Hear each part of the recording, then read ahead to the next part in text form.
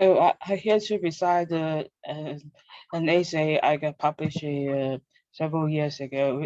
I was presenting that essay, that paper in London, and they got published in the London Film Mimi and Media Reader 3.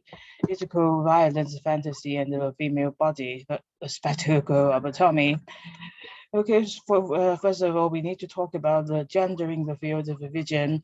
The Japanese Tomie series of a horror film with nine episodes released between 1999 and 2011 is based on the popular manga by Junki Ito featuring the fantastic female Tomie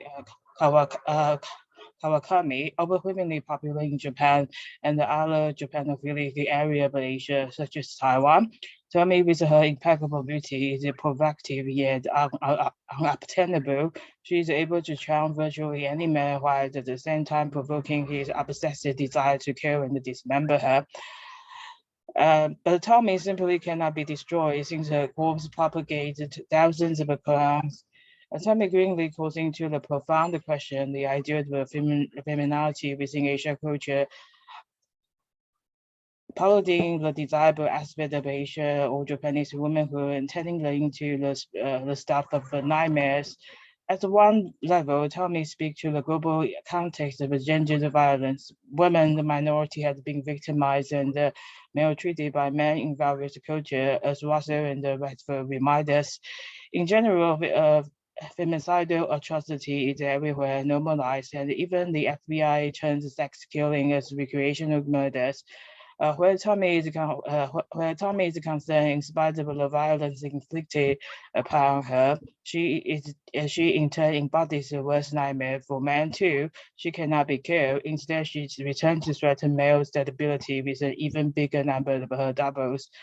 The Tommy series may also reflect a uh, fundamental state of psychic formation where gender is concerned. A Lacanian reading of subjectivity such as that offered by Silverman makes recourse to the notion of the splitting of the self into the component of I and me. In the broader context of what Silverman calls the dominant fiction of masculinity, man is the subject I and the woman is the other me. As perhaps in the case of Tommy, the male is eager to repudiate and banish the female in order to satiate the basic lock within male subjectivity in favor of an illusory platitude, uh, where where the regime of vision is concerned crucial for the thematic representation of Tommy. Silverman also differentiates between the look and the gaze. The look required wholehearted immersion with the object, while the gaze remains at a detached distance from the object. The art of this level, the male spectator oscillates between the state of the looks and the gaze in a full game played with the spectacle. In the case of Tommy, man fell head over heels in love with her, where the look then sends an urgent need to possess her and turns her into a dead object via the gaze so that he can confirm his aggressive self. Eventually, he fails and Tommy leaps on. The test of classical cinema, argues Herbert Stam, is indeed to gloss over the dominant fiction of gender. In this sense, Tommy represents a mimicry of idealized womanhood. She's a masculine fantasy masquerading in human form. Tommy thought interrogate the gender structure within the mainstream culture of Japanese society. Tommy is not a real woman, but a phantasmagoric creature that paradoxically actually thrives on femicide. Okay, second of all, we need to talk about the issue concerning Japan and the image. Japan has an unusually highly involved form of the image culture, as Donna Ritchie has shown, reliant on the optical dimension. The Japanese, in a typical postmodern sense, experience sensation, which sometimes take precedence over essential uh, associated meaning. This goes back centuries to the assimilation of a Chinese ideographic written Japanese, which has created image making the process in the Japanese mind with a penchant for the beauty of the ephemeral. In the Japanese mind, a temporary friend of a spectacle is doomed to perish at the moment of seeing.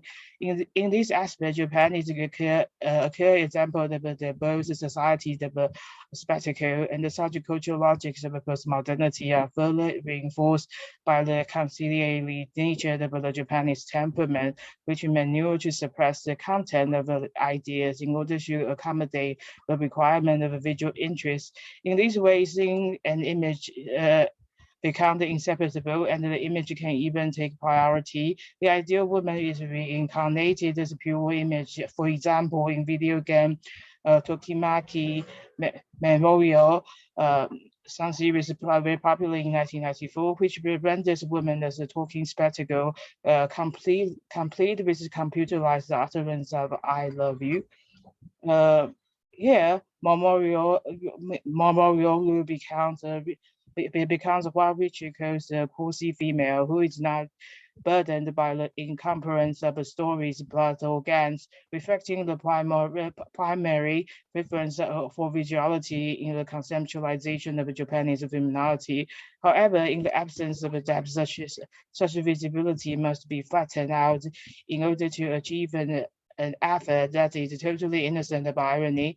A T-shirt with the English logo, for example, simply acts as a token of westernization where Japanese fashion is concerned. Any problem to do with ambiguity, dishonesty, irony must be excluded within the Japanese context in order to eliminate any traces of a radical difference. While the ideal prospect of Japanese femininity is discussed, the cause of cuteness, kawaii, is invariably invoked. The popular icon Hello Kitty is significant here. She has no mouth, no opportunity for verbal interchange. Without reciprocity, no meaning can be constructed, even for the endless representation of cuteness. Moreover, the root of Hello Kitty relies upon the lingering perennial use everlastingly celebrated, just as a virtue of weakness, submission, and humility in the discourse of Japanese womanhood. But the principle of domination and control are also emphasized by this self-contradictory virtue of a deliberate variety, whose purpose is to attain a state of conciliation and uniformity. For her part, Tomie sums up, on the one hand, all the ideal aspect of Japanese womanhood, she is beautiful, subservient, tender, and seemingly vulnerable, desirous of being needy and adored by others. But at the same time, she's demeaning, selfish, fickle, and has an insatiable need of a favor from her admirers. She takes but never gives. Just as with Hello Kitty, there is no reciprocity in her gain of love. She has a she has an imperturbable constancy, not only because she never ages, but also because she continues to retain her impeccable beauty in spite of the numerous mutilation, disfigurement, and dismemberment. Dismemberment, just like an indestructible cyborg. But what about women who strive to become Tommy? In some of Ito's mega episode, teenage girl feel compelled to get hold of some of Tommy's body part in order to absorb element of Tommy until their own imperfect flow the self vanish and the metamorphosis into yet another perfect fluid Tommy. Contrary-wise, adolescent girl corroborate to eliminate Tommy in a jealous rage when their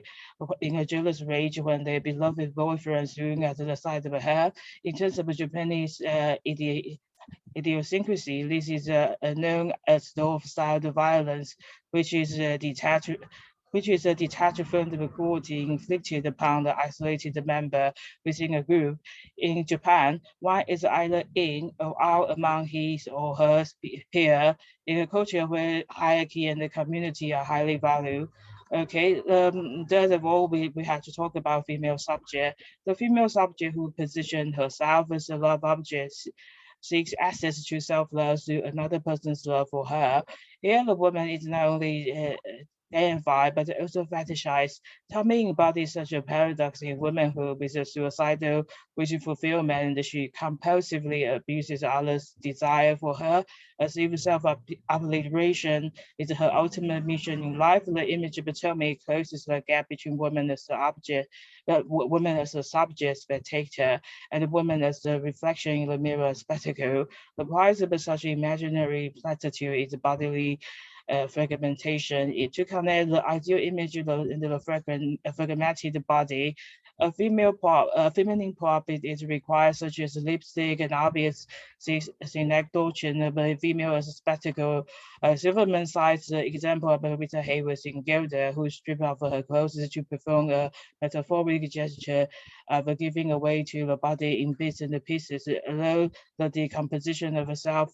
Through the decomposition of herself, Gilda glitter, almost in a state of masochistic intoxication. Silverman's lengthy analysis of Eureka Ultiman's Ticket of No Return, a German film made in 1979, concludes by commenting on how the exteriority of the idealizing representation arouses violence in the spectator, and the beloved image becomes the hated rival and must be destroyed. The woman either ruins herself or she is ruined by others because of a sexual antagonism.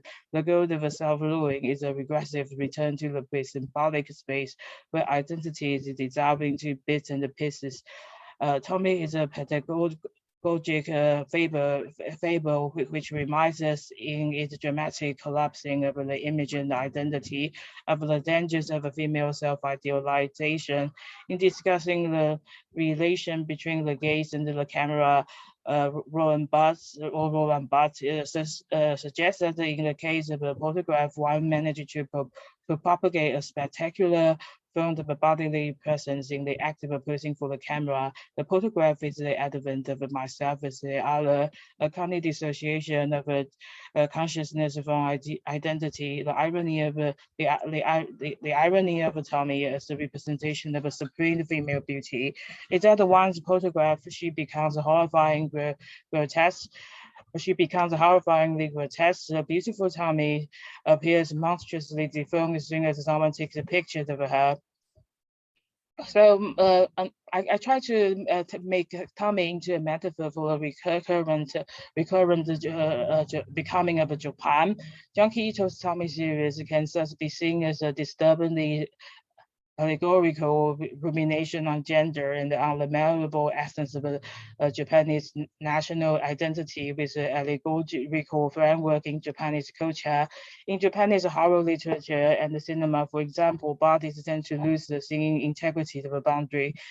The Japanese social body in a state of wholeness has been eroded because the predominant forces of westernization has traumatized the Japanese society ever since the Second World War. In play, here is an obsessive desire to run in a point of origin in order to return the sacred social body through regression to a pre-symbolic state. Such a rhetoric is prevalent in the Japanese horror genre, as exemplified by the the Anwuru motive, meaning, in other words, meaning the avenging spirit. Just they have a motive called the avenging spirit in the genre of a Japanese horror, of a J horror. The main point, however, is that the Japan also partly volunteer itself for such a modification of the culture body. As Richard explains, we find an ethnic self-denial in Japanese popular culture following the Second World War. The de-Japanization has become a major attribute of the aesthetics in contemporary Japan. This is why all animes and the mangas feature characters who resemble Caucasian far more than the traditional Japanese. Not so much a straightforward copy of the Western a cultural hybrid or mutants.